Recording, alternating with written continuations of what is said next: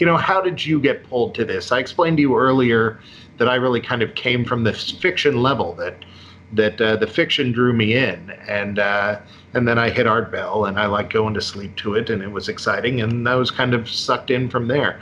What drew you into this topic? I have no idea. But I do know that when I was a kid, we'd go to the library every week, and for some reason, I went to the paranormal, UFO, Bigfoot, crypto, ghosts section of the library, and I read every book in it, from when I could first read up to, when I went into Boy Scouts or something. We stopped going to the library so much. Me too. I was all about those. When you said ghost stories, I was all about those anthology ghost stories, like when I was a teenager and stuff. You could pick up at book fairs and such. Yeah, exactly. And it was just, they're fascinating stories, but in the book they're saying these are all absolutely true. So you're like, oh my God, this is great stuff. It's what could be better for kids, So at least when I was at the time, and I find that now too when I go speak to kids at schools, elementary and middle school kids. Anytime you tell them something that they're quote unquote not supposed to know, they're automatically very interested, and that's they should be.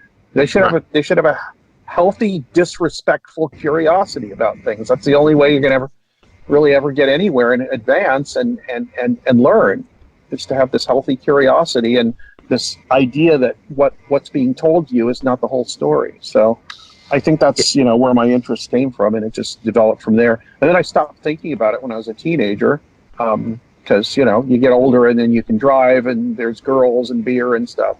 But then after I got out of college, I got into a horrible,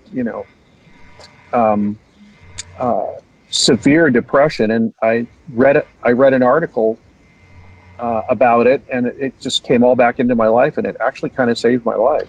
Yeah, well, I mean, you got to have purpose. I think going back to what you were first starting to say, is I think there's something about being a weird kid, a kid that's drawn to the weird stuff. I think it keeps magic in your life a little longer, and then later in life, when you come to settle down, you actually have something to care about. So I think it's really the weird kids of this world. I mean, look at the NASA and JPL employees that tout their love of Star Trek and Star Wars. It's like, you need to keep that. There's that light there. There's that.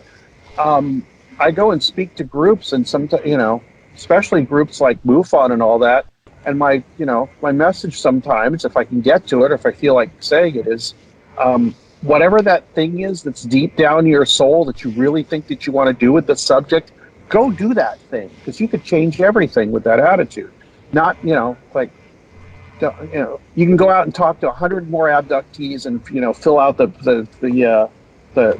form and do the thing that you're supposed to do, or you could say, wow, this is a lot weirder than I think it is, so let me take it in the direction I want to take it in and see what we can come up with. And that's what's needed, is people having once again that healthy curiosity and disrespect for what somebody's telling them to think, or what they're telling people to ask, or whatever. And I think that's where the innovation comes from. That's where it comes from in any field, but it's really needed in UFO study. And I think it's happening. It's definitely happening in a way that it hasn't the entire time I've been interested in it, it's a great thing. Some of it's crap and some of it's wonderful, but that's what's going to happen when things start changing.